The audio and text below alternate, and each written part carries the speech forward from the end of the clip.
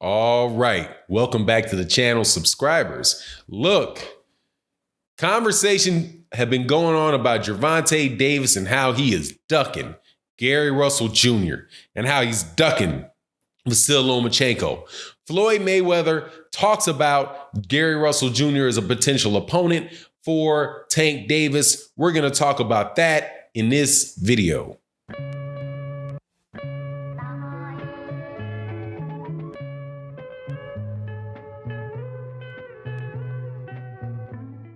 All right. Welcome back to the channel, subscribers. If you're not subscribed, please subscribe and hit the bell icon. Also, to my Patreons, thank you guys so much. My patrons on Patreon, I always mess that up. Thank you so much for you guys' support. We got the next edition of the negotiating with difficult people on the channel. This one we're dealing with BATNA, best alternative to negotiated agreement. That's a technical, negotiation term, but we cover that. It's very important. It's very useful in your personal life, very useful in your business life. I hope you check that out. Now, also thank you to everybody that supports on the super chat, on the PayPal. Thank you guys so much for supporting the channel.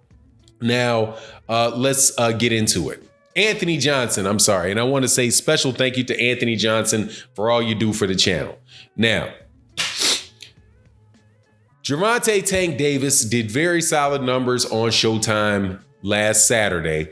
Over 500,000 views. Very good numbers. Performed very, very well in the fight. Personally, I'm extremely excited about the young man inside the ring and the way he behaved between fights this time outside the ring. I think that this guy can really, really be something. I think he's a special talent. I think he's highly skilled, and I really look forward to good things out of Gervonta Tank Davis. There is a lot of criticism of Gervonta Tank Davis, though. And his promoter, Floyd Mayweather Jr., you know who he is. He thinks he's the TBE. I would say one of TBE, one of the best ever, no doubt about it. One of the best fighters I've ever seen in my life. As a promoter, people call his moves with Gervonta Davis into question a good bit. Think that he's moving them along very slowly, fighting a bunch of people that they know that he can beat. All of that type of stuff. So when you're having conversations, and I have conversations often because I make sure that I make a good number of Gervonta Davis videos on this channel. The usual things that we have coming through the channel is that Gervonta Davis ain't fought anybody. How can you think he could be near pound for pound? He ain't fought anybody. He's fighting tomato cans. He's fighting cab drivers. When's he going to fight Lomachenko? Why is he ducking Gary Russell Jr.? The things you guys say. And when you guys are in the comment section, I talk to you and I tell you, when you mention Vasyl Lomachenko and you mention Gervonta Davis, exactly the same thing that Floyd Mayweather Jr. is telling you now. They're not in his weight class. Gary Russell Jr. came out not too long ago with a rapper whose name I can't remember out of Philadelphia. No disrespect to the guy, but I just have his picture in my mind, and sometimes I can't remember their names.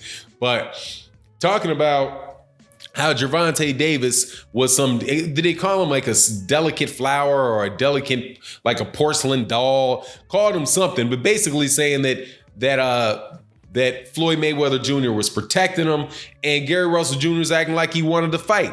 Gary Russell Jr. is saying he wants to fight Leo Santa Cruz. That's what he had on the back of his shirt the last time that I saw him in the ring. So Gary Russell Jr. was pushing for that fight, but he's also saying, look, man, I want Gervonta Davis. Obviously, we know about the Lomachenko. Lomachenko, I think, really did call out Floyd Mayweather Jr. and seemed as if he backpedaled a little bit and said it was Gervonta Davis.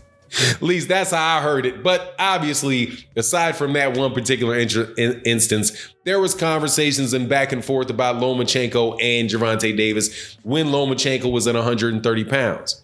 But here's my thing, and this is what Floyd Mayweather Jr. is saying. Gary Russell Jr. versus Tank Davis is a very, very good fight.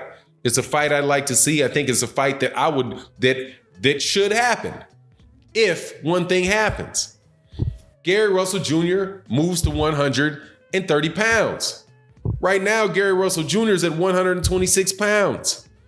How are you ducking? How is Gervonta Davis ducking somebody that is not in his weight class? Gervonta Davis, as far as I know, has never competed at 126 pounds. He's definitely not competed at 126 pounds when he held a belt. He beat Jose Pedraza for the IBF 130-pound title. He defended it a couple times. He lost it on the scale against Francisco Fonseca on the undercard of the Floyd Mayweather Jr. What is that guy's name? Conor McGregor. Yeah, the MMA guy. After that farce of a fight. On the undercard of that, he lost a belt on the scale. We later found out that it probably had something to do with the fact that he had some out of the ring issues with the law. He comes back, he wins a belt, the WBA belt. That is still at 130 pounds. Gary Russell Jr. has been at 126 pounds since he fought Vasyl Lomachenko 4 years ago. He's only fighting once a year, but that was 4 years ago. That was back in 2000. It might have been 5 years ago. I think that might have been in 2014 that Gary Russell fought Lomachenko at 126. But the point of the matter is the whole time that he's been there, he's been fighting. He's been at 120. The entire career of Gervonta Davis, he's been at 126 pounds. So I'm not quite getting why people are thinking that Gary Russell Jr., that Gervonta Davis is ducking somebody that ain't in his weight class. Same thing applies for Vasyl Lomachenko. Vasyl Lomachenko was the WBO 130-pound champion when the conversations between Gervonta Davis and Lomachenko happened. Then something miraculous happened. Lomachenko moved to 135. And since then, he's fought Jorge Linares. He's fought Jorge Linares, Jose Pedraza, $1 Million Crawler, and now he's about to go to the UK and fight Campbell, which is going to be very interesting, by the way. I wonder if Bob Arum's going to be watching that BBBOC real carefully with them tests. Man, there's some shady stuff going on over there. There was some real shady stuff going on over the UK with those performance enhancing drugs tests. Real shady over there. But I guess it's shady everywhere. But Dillian White, that's a little extra shady over there. What happened with that? But regardless, that's where Lomachenko is. So the idea that Gervonta Davis is ducking people by winning 2 major championship belts in the weight class that he fights at, while one guy doesn't move up and the other guy moves out, to me seems a little bit ludicrous. What I want to see happen with Gervonta Davis is, and where I think the fair criticism should be directed towards Gervonta Davis, or at least towards Floyd Mayweather. I'm not so sure about whether it should be directed towards Gervonta Davis, because Gervonta Davis, I don't think, picks his opponent. I think his promoter is responsible for that. And the reason that I think that is because that's what his promoter says. Both Floyd Mayweather Jr. and Leonard Ellerbe have been very clear about the fact that they are directing that young man's career. So I think that the thing that needs to be pushed towards them is Tevin Farmer, which Floyd Mayweather Jr. said that he thinks and he wants to have made. That's a good fight. That's a good fight for Gervonta Davis. That's the IBF 130-pound champion against the WBA Super 130-pound champion. Also, Jamal Herring.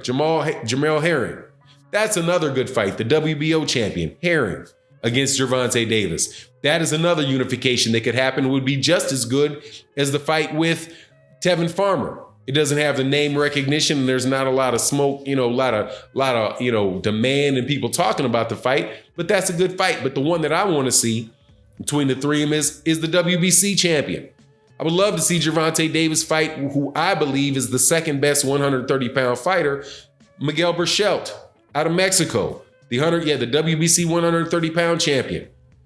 That's the fight that I'd want to see. The fight that Floyd wants to see next, from what I understand, is Tevin Farmer. A fight that probably ain't going to happen because I don't know if Jamal Herring is with Top Rank or not. I have to look at that. But anyway, And then there is the fight with Tevin Farmer.